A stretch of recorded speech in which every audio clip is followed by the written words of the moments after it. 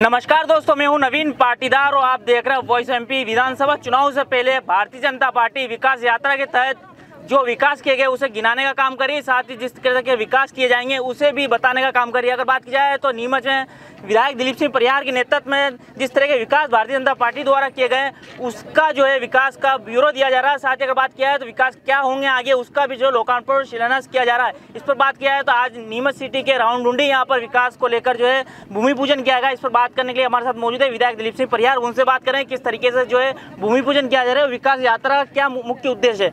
बात किया किस तरह के आज यहाँ पर जो है भूमि पूजन रविदास जी की जयंती से माँ भादवा माता के प्रांगण से हमने विकास यात्रा प्रारंभ की। आज नगर में विकास यात्रा आई है और उस विकास यात्रा में हमने वार्ड नंबर 1 में जमुनिया बालाजी से उनको प्रणाम करके शिवनगर में यह विकास यात्रा प्रारंभ की। इस विकास यात्रा में भारी उत्साह देखने को मिल रहा है। देश के प्रधानमंत्री माननीय नरेंद्र मोदी और मध्य प्रदेश के मुख्यमंत्री माननीय शिवराज सिंह जी चौहान साहब ने जनता की भलाई के लिए जो काम किए हैं उन कामों को लेकर आम जनता में बहुत उत्साह है, उमंग है। ये विकास यात्रा जब हम जाते हैं तो स्नेह की यात्रा बन गई है। लोग हमें स्नेह से मिलते हैं, हम भी उन्हें प्यार देते हैं। तो ये एक अद्भुत चमत्कार हुआ है। सबसे बड़ी प्रसन्नता ये है कि आज बहनों में बहुत उत्साह है, क्योंकि मुख्यमंत्री ने लाडली बेटी बनाई और बहनों के लिए 10,000 रुपये 12,000 रुपये साल का देने का उन्होंने निर्णय लिया। एक बहन को 1,000 रुपया महीना मिलेगा, 12,000 रुपये साल के मिलेंगे।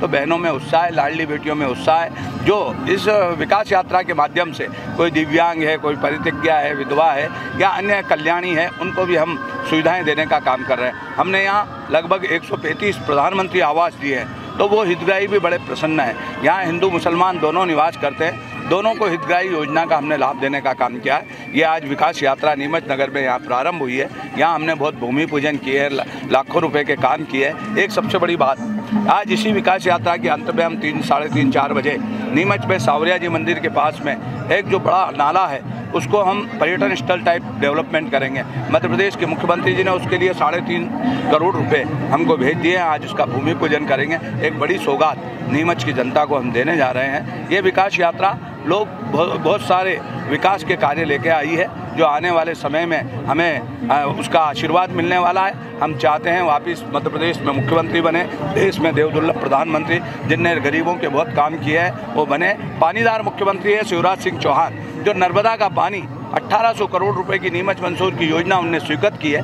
पानी अब पाइप डल गया है, योजना प्रारंभ हो रही है और घर घर में अब पानी मिलेगा। बहन बेटियों को अब हैंडपंप नल नहीं चलाना पड़ेगा। इसके लिए बधाई है। आज बहुत सारे विकास के काम हैं। इन विकास के कामों को लेकर आज दीनदयाल मंडल में मंडल अध्यक्ष जी हमारे योगेश जी और हमारे राकेश कुलोरिया जी, वरिष्ठ नेता भाई महेंद्र भटनागर जी, अन्य सभी जनप्रतिनिधि पदाधिकारी आज हमारे साथ हैं और इस विकास यात्रा का शहर में हमने शुभारंभ किया है। इसकी बधाई, शुभकामनाएं। सबसे निवेदन है योजनाओं का लाभ ले। हम हुआ खुद उठकर प्यासे के पास आया है, तो प्यासे को तो ये चाहिए कि वो आवेदन दे और अपनी प्यास बुझाए। कोई भी योजना है उसका लाभ ले। सुबह से दिनचर्या आपकी शुरुआत हो जाती है, आपके पाँव में फ्रैक्चर भी हुआ था, उसके बावजूद आप जो है गाँव की मेड़ नाप रहे हैं। तो क्या आपको ऐसा लगता है कि गाँव में जाना चाहिए? किस तरीके से आप जाना ही चाहिए। जनता का स्नेह, उनने हमें वोट दिया है, उसका कर्ज हमें निभाएंगे। शरीर तो एक दिन मिट्टी में मिलना है और इस शरीर में ऊर्जा लोगों के स्नेह और आशीर्वाद से मिलती है। जब उनके चेहरे देखते हैं हम, जब उनको योजनाओं का लाभ मिलता है, किसी पात्र व्यक्ति को जब पात्रता की पर्ची मिलती है, जब किसी को पट्टा मिलता है, किसी को भू अधिकार मिलता है, किसी को लाडली बेटी का पत्र मिलता है, तो उसका जो मुस्कुराहट है वो हमारे चेहरे पे आती है, ऊर्जा प्राप्त होती है। हमारे दीनदयाल जी कहते हैं चरे वेती चलते रहो, तो हम चलते रहते हैं। और इस यात्रा में हमारे को बहुत स्नेह और प्यार मिल रहा है जिसकी कल्पना नहीं कर। क्या माना जाए मध्य प्रदेश में एक बार फिर भारतीय जनता पार्टी अपना परचम लगाएगी? 2023 में वापस भारतीय जनता पार्टी अपना कमल का ध्वज फहराएगी और देश में 24 जब फाइनल होगा उसमें भी वापस भारतीय जनता पार्टी के नरेंद्र मोदी जी देश के प्रधानमंत्री होंगे। बचे हुए काम भी सब करेंगे, भारत को विश्व गुरु के स्थान पर ले जाएंगे। राहुल गांधी भारत जोड़ो यात्रा कर रहे हैं, उसे लेकर क्या कहेंगे आप? क्या मानते हैं राहुल गांधी के मामले में मैं कुछ बोलना नहीं चाहता हूँ। वो पीपलिया मंडी में आया था हमारे मालवा के किसानों को ठग के चला गया था, 10 दिन में कर्जा माफ़ करने की बात कही थी। उनकी बात में कोई विश्वास नहीं करते हैं, वो आलू से सोना बनाते हैं। वो भारत जोड़ने की बात कर रहे हैं। भारत तो जुड़ा हुआ है, भारत तो तोड़ा इन्हीं लोगों ने। भारत तो अखंड था, राम और रहीम का भारत जिसकी हम कल्पना करते हैं, विशाल भारत था। 15 अगस्त 1947 को जो भारत हुआ है उसको हम सजा रहे हैं, संवार रहे हैं। और देश के प्रधानमंत्री नरेंद्र मोदी और अमित शाह के नेतृत्व में तो भारत जुड़ा है। कश्मीर हमारा प्रबुद्ध अंग बना है। धारा 370 वहाँ समाप्त हुई है। पीओ को हमारे साथ जुड़ने को तैयार है। पाकिस्तान की हालत आप देख रहे हैं। बांग्लादेश हमारे साथ मित्रता कर रहा है। चीन में डोकलाम में हमारी सेनाएं चीन को पीछे खिसकाने का काम कर रही है। तो भारत तो विश्वगुरु स्थापित होगा। एक देव पुरुष हमें प्रधानमंत्री। एक आखिरी सवाल, क्या मध्य प्रदेश में आगामी चुनाव शिवराज सिंह चौहान के नेतृत्व में लड़ा जाएगा या फिर ज्योतिरादित्य सिंधिया के नेतृत्व में? क्या मानते हैं आप? आपके लगातार जो विधायकों की बैठकें जो होती है उसे लेकर किस तरह के आप संकेत मानते हैं? माननीय शिवराज सिंह जी चौहान साहब और माननीय ज्योतिरादित्य सिंधिया हमारे दोनों वरिष्ठ नेता है। हमारा देश का नेतृत्व नरेंद्र मोदी जी, अमित शाह जी जो भी कहेंगे हम तो कमल लेके चुनाव लड़ेंगे और कमल को जिताएंगे। जो भारतीय जनता पार्टी की विकास की यात्रा को अभी मुख्यमंत्री जी चला रहे हैं, हमारे नेता मुख्यमंत्री जी हैं। क्या कहेंगे किस तरह की विकास यात्रा है और विकास यात्रा के बड़े मुद्दे क्या माने जाते हैं? देखिए, विकास यात्रा का मूल उद्देश्य ये है कि जो लोग वंचित रह गए हितग्राही योजनाओं से उनको उन योजनाओं का लाभ मिले।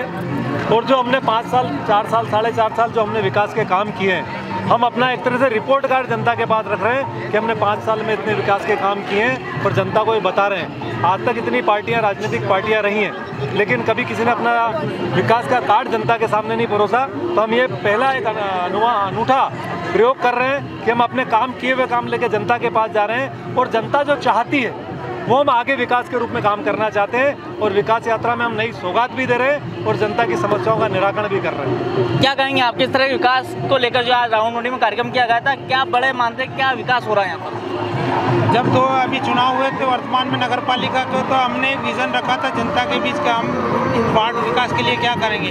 उसी विज़न के तहत आज यहाँ पर एक 12.5 लाख रुपए का सीसी रोड जो जमुनिया बालाजी मार्ग को जोड़ता है, जो बीच में अधूरा रह गया था, उसको जोड़ने का काम हम करने जा रहे हैं। एक आंगनवाड़ी केंद्र की काफ़ी समय से मांग थी, माननीय विधायक जी के प्रयासों से मंजूर हुई। 7 लाख रुपये की वह बनने जा रही है। लगभग 85 लाख रुपए के सभागार हम यूनिवर्सिटी शमशान पर बनाने जा रहे हैं। इसके अतिरिक्त 2 महिला स्नान गृह है, उनका भी आज भूमि पूजन हुआ है, जो एक बंदे की पाल के पास मांगली भवन के पास बनेगा, दूसरा अपने रामपुरा दरवाजे पे बनेगा। और आगे निरंतर हम वार्ड विकास के लिए लगे रहेंगे और जो वादे मैंने जनता से किए उन वादों को निश्चित तौर पर मैं पूरा करूँगा। तो देखा आपने, हमने भारतीय जनता पार्टी के तमाम विधायक नेता और इनसे बात की किस तरीके से यहाँ पर जो विकास किया जा रहा है और क्या विकास के मुख्य बिंदु है। साथ ही अगर बात किया है तो किस तरीके से विकास की जो यात्रा निकल रही है वो यात्राओं को लेकर लगातार जो है हम हर एक रिपोर्ट दिखा रहे हैं। और साथ ही हमने अभी स्थानीय नेताओं से बात की, क्या मानते हैं विकास यात्रा को विधानसभा चुनाव से पहले किस तरीके से